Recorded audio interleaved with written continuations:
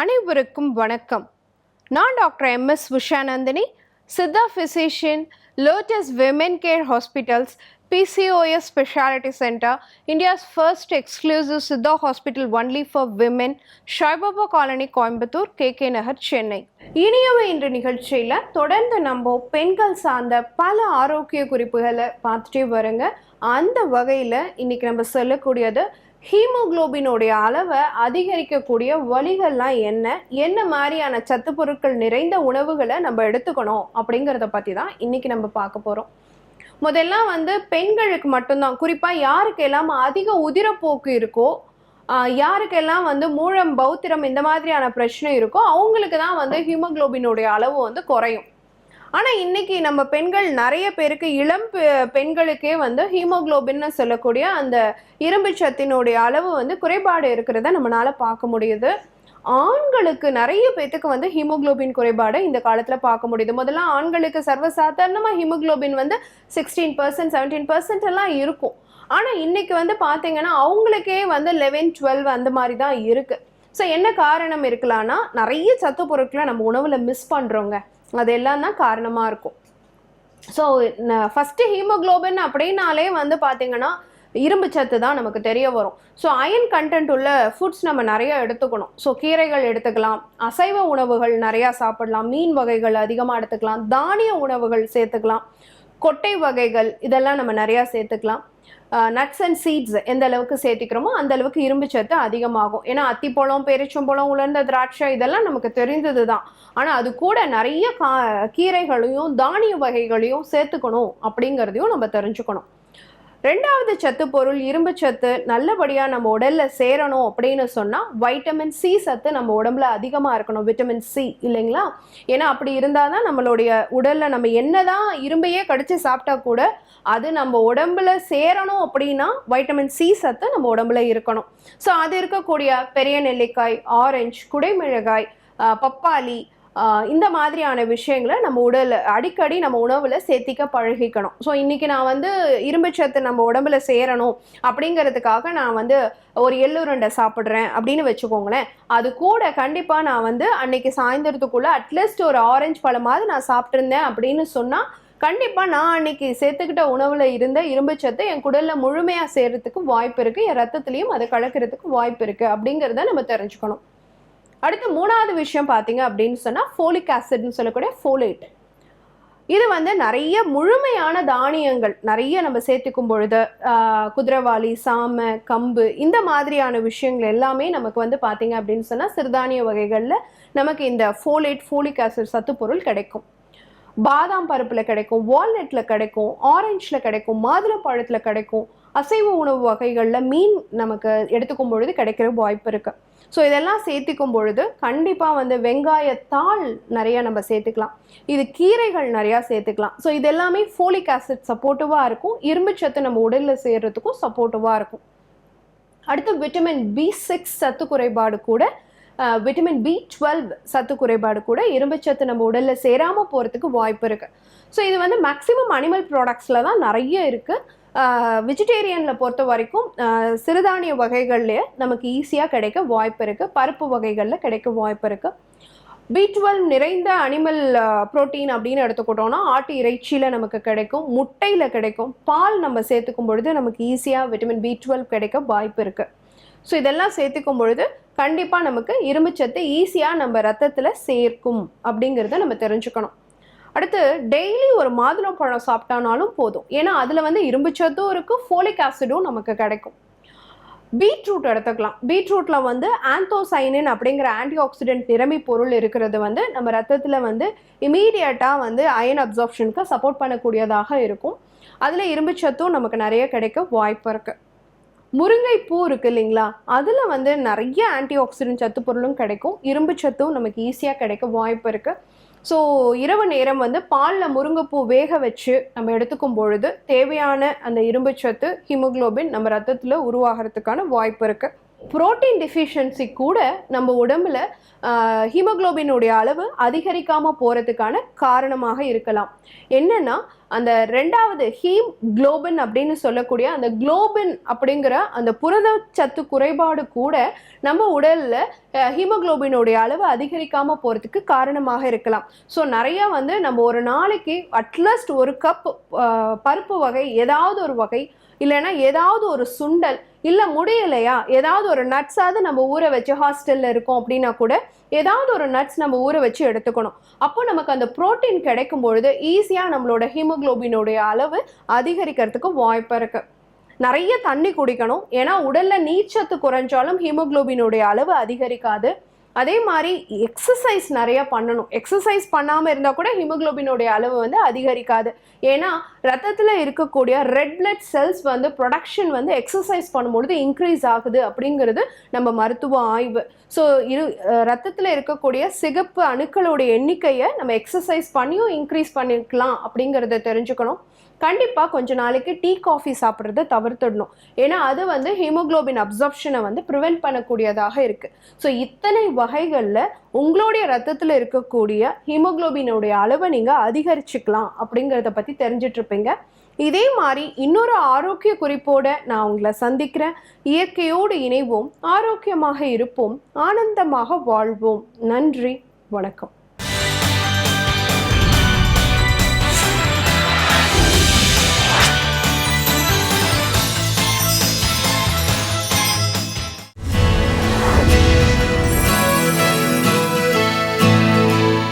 அன்பான காலை வணக்கம். நான் ஸ்ரீவர்மா மருத்துவமனையிலிருந்து மருத்துவர் ஜெயரூபா. இந்த நாள் இனிய நாளாக அமைய என்னுடைய மனமார்ந்த வாழ்த்துக்களும் பிரார்த்தனைகளும். இந்தியாவை சர்க்கரை நோயாளிகளுடைய தலைமையிடன்னு சொல்கிற அளவுக்கு நிறைய சர்க்கரை நோயால் பாதிக்கப்படக்கூடிய நபர்கள் இருக்காங்க.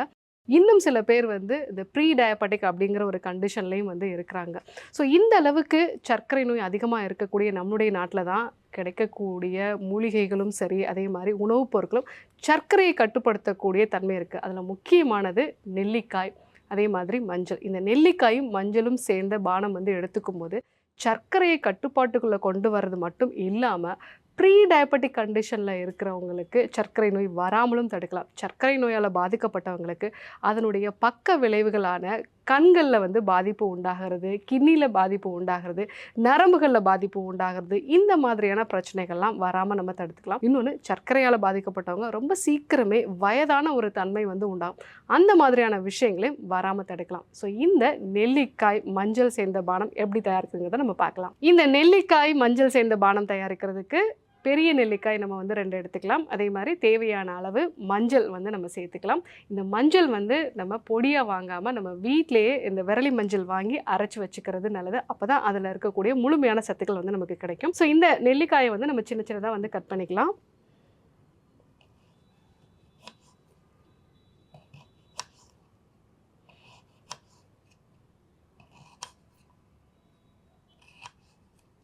நம்ம ஒரு பெரிய நெல்லிக்காய் நம்ம எடுத்திருக்கோம். 1 டீஸ்பூன் அளவுக்கு நம்ம மஞ்சள் சேர்த்துக்கலாம். ஸோ இதுக்கு தேவையான அளவு நம்ம தண்ணீர் முதல்ல கொஞ்சமாக சேர்த்துக்கலாம்.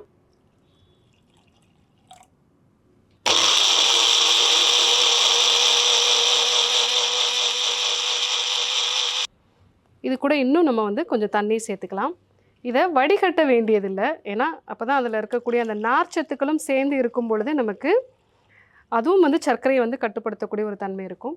இதை நம்ம டெய்லி காலையில் வெறும் வயிற்றில் எடுத்துக்கும் பொழுது நம்மளுடைய சர்க்கரை நல்லா கட்டுப்படும். சர்க்கரை நோயாளிகளுக்கு பயன்படக்கூடிய இந்த நெல்லிக்காய் மஞ்சள் சேர்ந்த பானம் எப்படி தயாரிக்கிறதுன்னு நம்ம பார்த்தோம். இந்த நெல்லிக்காயை பற்றி சொல்லும் பொழுது சித்த மருத்துவத்தில் நெல்லிக்காய்க்கு பித்தம் அகலும் அதன் புளிப்பால், செல்லுமே வாதம் அதில் சேர்த்துவப்பால், சொல்லும் ஐயம் ஓடும் கான், சித்தத்தில் உண்ண அனலுடனே கூடும் பிற மேகமும் போகும் கான் அப்படிங்கிறத சொல்லியிருப்பாங்க. அதாவது உடம்புல சூடு அதிகமாகி சேரக்கூடிய மேகம். மேகம் அப்படிங்கிறது சர்க்கரை நோயை குறிக்கக்கூடியது. இந்த சர்க்கரை நோயை போக்குறதுக்கு நம்ம நெல்லிக்காயை பயன்படுத்தலாம். அது மட்டும் இல்லாமல் நெல்லிக்காய் எப்பவுமே பித்தத்தையும் சரி செய்யும், அதே மாதிரி வாதத்தையும் சரி செய்யும், கப நோய்களையும் இது சரி செய்யும் அப்படிங்கிறத சொல்லியிருப்பாங்க. இது 3 தான் நமக்கு நோய் வர்றதுக்கு ஒரு முக்கியமான காரணம். ஸோ இந்த 3ஐயும் சரி செய்யறதுனால இந்த நெல்லிக்காய் அப்படிங்கிறத எல்லா தேகியினருமே வந்து எடுத்துக்கலாம். அது மட்டும் இல்லாமல் இந்த நெல்லிக்காயில் இருக்கக்கூடிய பாலிஃபீனால்ஸ் அப்படிங்கிறது வந்து இன்சுலினோட சென்சிட்டிவிட்டியை வந்து அதிகப்படுத்தக்கூடிய தன்மை இருக்குது. முக்கியமாக காலையில் வெறும் வயிற்றில் வந்து பார்க்கக்கூடிய சர்க்கரை ஃபாஸ்டிங் பிளட் சுகர் வந்து சிலருக்கு வந்து அதிகமாக இருக்கும். ஸோ இந்த மாதிரி ஃபாஸ்டிங் பிளட் சுகர் அப்படிங்கிறது வந்து அதிகரிக்கிறதுக்கு நம்மளுடைய கல்லீரலோட செயல்திறன் வந்து கம்மியாகிறது ஒரு முக்கியமான காரணம். ஏன்னா நம்ம இந்த ஃபாஸ்டிங் பிளட் சுகர் பார்க்கும்போது ஒரு 12 hours ஃபாஸ்டிங்கில் தான் வந்து நம்ம பார்ப்போம். நம்ம எதுவுமே சாப்பிடாத போது நம்ம உடம்புல வந்து எப்படி சர்க்கரை கூடுது அப்படிங்கிறத நம்ம யோசிக்கலாம். நம்ம கல்லீரல் தான் வந்து அந்த சர்க்கரை வந்து ஆல்ரெடி சேர்த்து வச்சிருக்கக்கூடிய சர்க்கரையை வந்து வெளிப்படுத்தும். ஸோ கல்லீரலோட செயல்திறன் வந்து கம்மியாக இருந்தது, சரியான இரவு தூக்கம் இல்லை, அதிகமாக நம்ம ப்ரிசர்வேட்டிவ் சேர்ந்த உணவுப் பொருட்கள் வந்து நம்ம எடுத்துக்கிறோம், நிறைய வந்து ஆன்டிபயோட்டிக்ஸ் பெயின் கில்லர்ஸ் எடுத்துக்கிறோம். ஸோ இதனால் நம்மளுடைய கல்லீரல் வந்து பாதிக்கப்பட்டு நமக்கு இந்த ஃபாஸ்டிங்கில் பிளட் சுகர் வந்து இன்க்ரீஸ்டாக இருக்கும். அந்த மாதிரி பிரச்சனை இருக்கிறவங்களும் இந்த நெல்லிக்காய் மஞ்சள் சேர்ந்த பானம் வந்து எடுத்துக்கும் போது நம்ம கல்லீரலை வந்து பாதுகாக்கக்கூடிய தன்மை வந்து இருக்குது. இந்த நெல்லிக்காய் வந்து ஒரு ஹெப்படோ ப்ரொடெக்டிவ் நம்ம வந்து சொல்லுவோம். அதே மாதிரி இது உடலில் இருக்கக்கூடிய பித்தத்தையும் வந்து குறைக்கும். ஸோ பித்தத்தை குறைக்குது அப்படின்னாலே கல்லீரலை வந்து பாதுகாக்கக்கூடிய ஒரு தன்மை வந்து இருக்கும். ஸோ அந்த மாதிரி தன்மை இருக்கிறதுனால நம்ம நெல்லிக்காயை காலையில் வெறும் வயிற்றில் வந்து எடுத்துக்கும் பொழுது அது வந்து நமக்கு சர்க்கரையை வந்து கட்டுப்படுத்தும், முக்கியமாக ஃபாஸ்டிங் பிளட் சுகரை வந்து கட்டுப்படுத்தும். இன்னொன்று மலச்சிக்கல் சம்மந்தமான பிரச்சனை இருக்கிறவங்க, ஏன்னா சர்க்கரை நோயால் பாதிக்கப்படுறவங்களுக்கு மலச்சிக்கலும் கூடவே இருக்கும். அந்த மாதிரி பிரச்சனை இருக்கிறவங்களும் காலையில் வெறும் வயிற்றில் இந்த நெல்லி அதே மாதிரி மஞ்சள் சேர்ந்த பானம் வந்து எடுத்துக்கும் போது அது வந்து மலச்சிக்கல் சம்மந்தமான பிரச்சனைகளையும் வந்து சரி செய்யும். ஸோ தொடர்ந்து நம்ம எடுத்துக்கும் போது நம்மளுடைய இன்சுலினோட சென்சிட்டிவிட்டி வந்து இன்க்ரீஸ் ஆகி நம்மளுடைய சர்க்கரையோட அளவு வந்து நல்லா குறையிறத வந்து நம்ம பார்க்கலாம். நம்ம எல்லாருக்குமே தெரியும் மஞ்சள் அப்படிங்கிறது வந்து ஒரு பெஸ்ட் ஆன்டி கேன்சரஸ் அப்படின்னு நம்ம சொல்லுவோம். அது மட்டும் இல்லாமல் ஒரு ஆன்டி ஆக்சிடென்ட் ஆன்டி இன்ஃப்ளமேட்டரி தன்மையும் வந்து இருக்குது. அதாவது நம்மளுடைய உடலில் இருக்கக்கூடிய செல்களில் வந்து ஆக்சிடேட்டிவ் ஸ்ட்ரெஸ் வந்து அதிகமாகும் பொழுது அதனால் உண்டாகக்கூடிய மாற்றங்களை வந்து சரி செய்யக்கூடியது மஞ்சள் இருக்கக்கூடிய இந்த கர்கமின் அப்படிங்கிற ஒரு ஆல்கலாய்டு. இது ரெண்டும் சேர்ந்த இந்த பானம் வந்து நம்ம எடுத்துக்கும் பொழுது உடலுக்கு நல்ல ஒரு புத்துணர்ச்சி வந்து இருக்கும். அடிக்கடி வந்து உடல் சோர்வடைகிறது இதெல்லாம் வந்து நம்ம தவிர்த்துக்கலாம். சர்க்கரையும் வந்து கட்டுப்பாட்டுக்குள்ளே வந்து கொண்டு வந்துக்கலாம். முக்கியமாக இந்த ஃபாஸ்டிங் பிளட் சுகரை வந்து நம்ம கண்ட்ரோல் பண்ணிக்கலாம். சர்க்கரையோட பக்க விளைவுகளான டயபெட்டிக் ரெட்டினோபதின்னு சொல்லுவாங்க. கண்ணில் இருக்கக்கூடிய இந்த ரெட்டினாக்கு வந்து ரத்த ஓட்டம் வந்து கம்மியாகிறது. சர்க்கரையோட பக்க விளைவுகளான டயபெட்டிக் ரெட்டினோபதி, அதே மாதிரி டயபெட்டிக் நெஃப்ரோபதி, டயபெட்டிக் நியூரோபதி இந்த மாதிரியான பிரச்சனைகளையும் வந்து சரி செய்யலாம். ஆறாத ரணங்கள் இருந்தாலும் அதையும் சரி செய்யக்கூடிய தன்மை வந்து இந்த நெல்லிக்காய் மஞ்சள் சேர்ந்த பானத்துக்கு வந்து இருக்கும். ஸோ இந்த நெல்லிக்காய் மஞ்சள் சேர்ந்த பானம் நம்ம ரெகுலராக எடுத்துக்கும் போது நம்ம சர்க்கரை வந்து கட்டுப்பாட்டுக்குள்ள வந்து கொண்டு வரலாம். ஸோ இன்றைக்கு இந்த நெல்லிக்காய் மஞ்சள் சேர்ந்த பானம் வந்து எதுக்காக எடுத்துக்கிறோம், இதை எப்படி வந்து செய்கிறது அப்படிங்கிறத நம்ம வந்து பார்த்தோம். இதே போன்று ஒரு நல்ல தகவலோடு உங்களை சந்திக்கிறோம். நன்றி, வணக்கம்.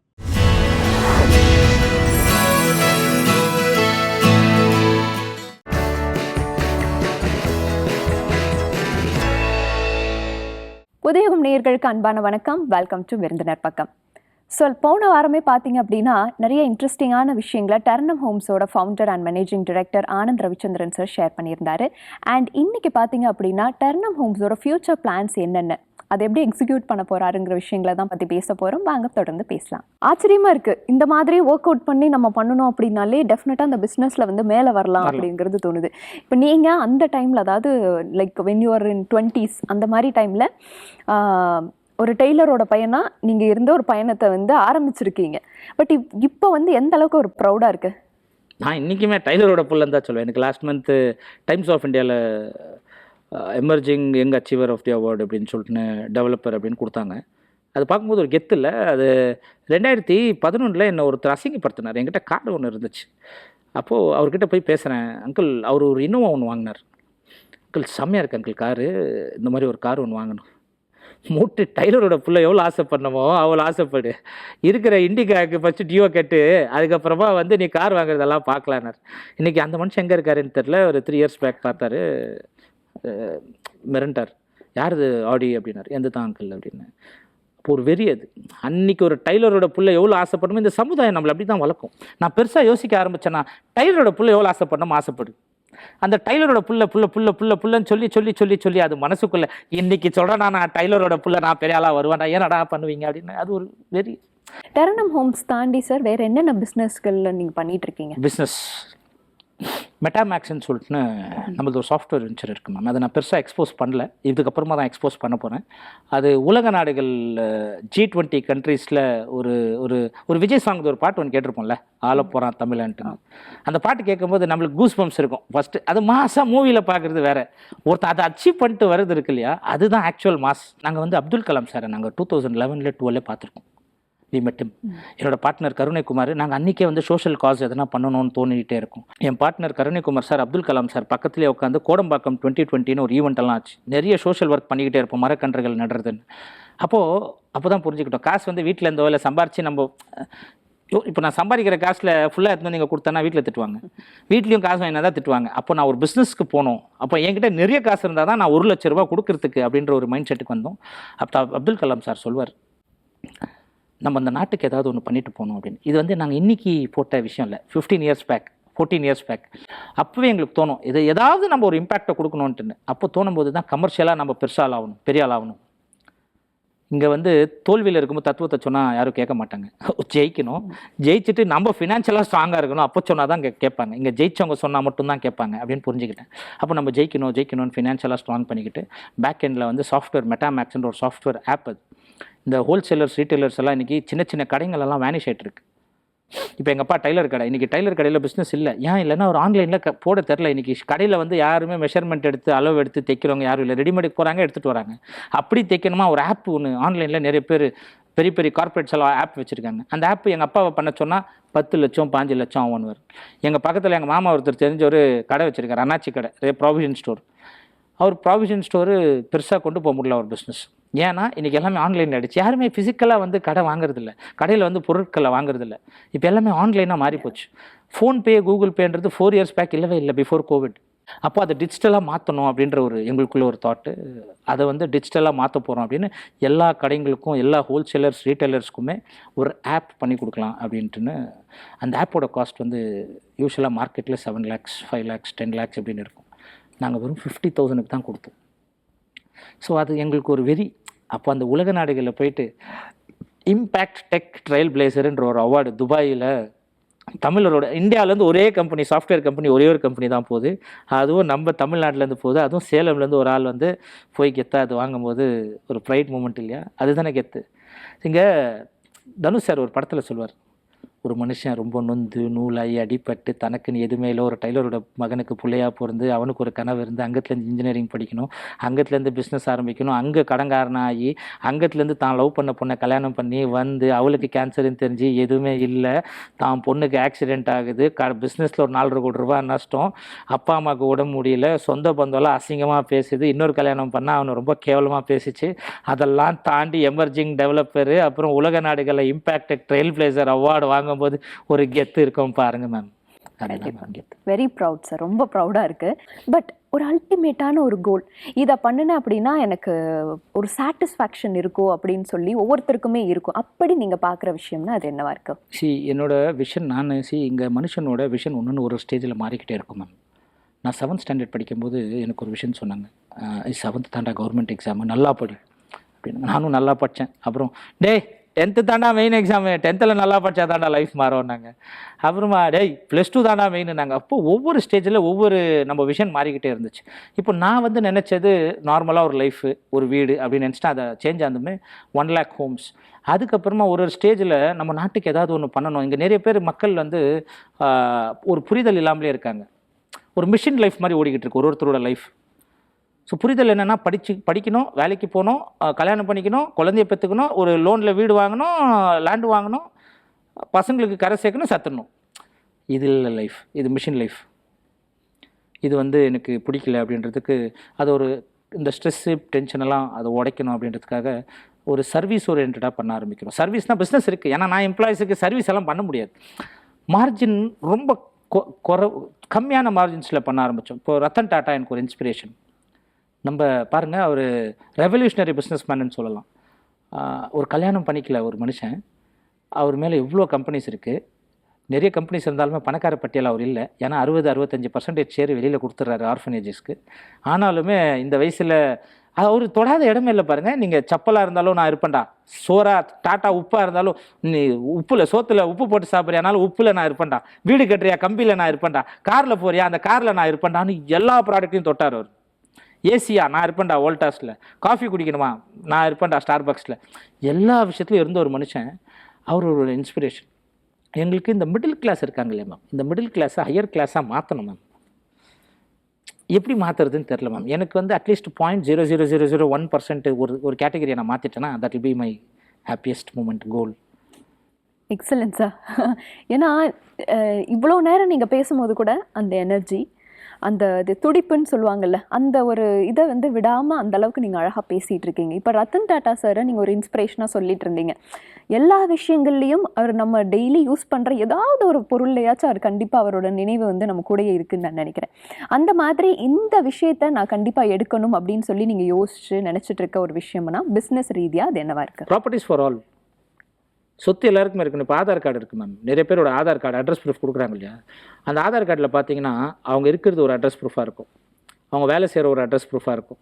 ஸோ ஓட்டு போடுறதுக்காக ஊருக்கு போயிட்டு வருவாங்க, மற்ற டைமில் இங்கே இருப்பாங்க. ஸோ அந்த permanent address proof for all அப்படின்னா இங்கே மெஜாரிட்டி ஆஃப் த இந்தியன்ஸ் கிட்ட 70 to 80% ஆஃப் த பீப்புள் கிட்ட சொந்த வீடு இல்லை, சொந்த இடம் இல்லை. ஒரு மாவட்டங்களையும் 10 பேருக்கு பிளாட் ஃப்ரீயாக கொடுத்துக்கிட்டு இருக்கேன். ஏழ்மையான மக்கள், கேன்சரில் அஃபெக்ட் ஆன ஆட்கள், கண் தெரியாத ஆட்கள். நான் ஒரு 100 பிளாட் டார்கெட் வச்சுருப்பேன். 100 பிளாட் சேல் பண்ணிட்டு எனக்கு ஒரு 20 லட்ச ரூபா ப்ராஃபிட் வருதுன்னு வச்சுக்கோங்களேன். 15 லட்ச ரூபா ஸ்பெண்ட் பண்ணுவேன் நான். அந்த 15 லட்ச ரூபா காசாவோ இல்லை பொருளாவோ கொடுக்க மாட்டேன். யாருக்கு ஏழ்மையான மக்கள் இருக்காங்களோ ஷார்ட் லிஸ்ட் பண்ணுன்னு ஒரு டீமே வச்சிருக்கேன், ஒரு 6 பேர் ஒவ்வொரு மாவட்டங்கள்லையும். அவங்க பேரில் எந்த சொத்தும் இருக்கக்கூடாது, ரொம்ப ஏழ்மையான வீடு, கூரை வீட்டில் இருக்கணும், அது புறம்போக்கு இடமா இருந்திருக்கும், இல்லை வந்து இறந்துட்டாங்க, ரொம்ப டஃப்பான சுச்சுவேஷனில் அவங்களுக்கு ப்ராப்பர்ட்டிஸ் கொடுத்துக்கிட்டு இருக்கேன். ஸோ என்னோட நோக்கமே ப்ராப்பர்ட்டிஸ் ஃபார் ஆல். ஒரு ரெவல்யூஷன் இருக்கணும்னா இந்தியா இஸ் ஏன் டெவலப்டு கண்ட்ரியாக மாறலன்னு எனக்குள்ள ஒரு கேள்வி இருக்கும் மேம். எங்கள் தாத்தா படிக்கும்போது India is a developing country, எங்கள் அப்பா அம்மா படித்தாங்க India is a developing country, நான் படித்தேன் India is a developing country, என் பொண்ணு படிக்கிறா India is a developing country. ஏன் இந்தியா இன்னும் டெவலப் ஆகலை அப்படின்னுக்குள்ளே ஒரு கேள்வி தேடினா இங்கே படிப்பை தாண்டி ப்ராப்பர்ட்டி, ஜிடிபி அப்படின்ற ஒரு விஷயத்த சொல்கிறாங்க, கிராஸ் டொமஸ்டிக் ப்ராடக்ட் அப்படின்ற மாதிரி நிறைய பேர் நிறைய கமர்ஷியல் டேர்ம்ஸ் சொல்கிறாங்க. சிம்பிள், சொத்து இல்லைல்ல, அதனால இந்தியா டெவலப்டு கண்ட்ரி ஆகலை. இங்கே இருக்கிற மக்கள்கிட்ட, முக்கால்வாசி ஜனங்கக்கிட்ட சொத்து இல்லை. நான் புரிஞ்சுக்கிட்ட ஒரு லைன், அது ரொம்ப காம்ப்ளிகேட் பண்ணி டெக்னிக்கலாலாம் பேச தேவையில்லை. சொந்த வீடு இல்லாத இருக்கிற தொட்டு இந்தியா டெவலப்டு கண்ட்ரியாக மாறல, இவ்வளோ தான். அப்போ 75%, சில டிஸ்ட்ரிக்ஸ்லாம் 90% பீப்புள்கிட்ட சொந்த வீடு இல்லை. இப்போ உத்தரப்பிரதேசெல்லாம் நான் ஒரு ஸ்டேட்டுமே சர்வே பண்ணி வச்சுருப்பேன். ஒவ்வொரு டிஸ்ட்ரிக்ட்லையுமே எந்த மாதிரி மக்கள் இருக்காங்க, அவங்களுக்கு என்ன மாதிரி உணவு தேவை, எந்த மாதிரி லேண்டு தேவை, அவங்க எந்த மாதிரி விரும்புகிறாங்க, அவங்க லைஃப் ஸ்டைல் என்ன அப்படின்னு. அப்போ தான் புரிஞ்சுக்கிட்டேன் ப்ராப்பர்ட்டிஸ் ஃபார் ஆல். என்னோட நோக்கம் அவனோட ஆதார் கார்டும் அவனோட பர்மனெண்ட் அட்ரஸ் ப்ரூஃபும் ப்ராப்பர்ட்டி அட்ரஸும் ஒன்றா இருக்கணும். ஆதார் கார்டு ஒன்று, ஓட்டர் ஐடி ஒன்றுன்னு மாறி மாறி இருக்கக்கூடாது. ப்ராப்பர்ட்டிஸ் ஃபார் ஆல், இதுதான் என்னோட. சூப்பர் விஷயம் சார். கண்டிப்பாக கூடிய சீக்கிரம் இந்தியா வந்து ஒரு டெவலப்டு கண்ட்ரியாக வந்து மாறும் அப்படின்னு உங்களை மாதிரி ஆட்கள் எல்லாம் செயல்படும் போது டெஃபினட்டாக அது கூடிய சீக்கிரமே மாறும் அப்படின்னு நினைக்கிறேன் சார். நிறைய விஷயங்கள் இன்றைக்கி ஷேர் பண்ணியிருந்தீங்க, ரொம்ப இன்ட்ரெஸ்டிங்காகவும் இருந்தது, கேட்குறதுக்கு ரொம்ப புதுமையான விஷயங்களையும் சொல்லியிருந்தீங்க sir. Thank you for joining with us today sir. Thank you. So இன்றைக்கி ஆனந்த் ரவிச்சந்திரன் சார் பேசினதை கேட்கும் போது ரொம்பவே இன்ஸ்பைரிங்காக இருந்துச்சுங்க. டெஃபினட்டாக நம்ம நினச்சதை நம்மளால் அடைய முடியும் அப்படிங்கிற மாதிரி ஒவ்வொரு விஷயங்களையும் ஷேர் பண்ணியிருந்தாரு. ரொம்பவே இன்ட்ரெஸ்டிங்காக இருந்துச்சுன்னு நினைக்கிறேன். உங்களுக்கும் யூஸ்ஃபுல்லாக இருந்திருக்கும். இதே மாதிரி ஒரு சூப்பரான ஷோவில் நான் உங்களே சந்திக்கிறேன். Until then, it's Tara, bye bye from Brinda and have a great day.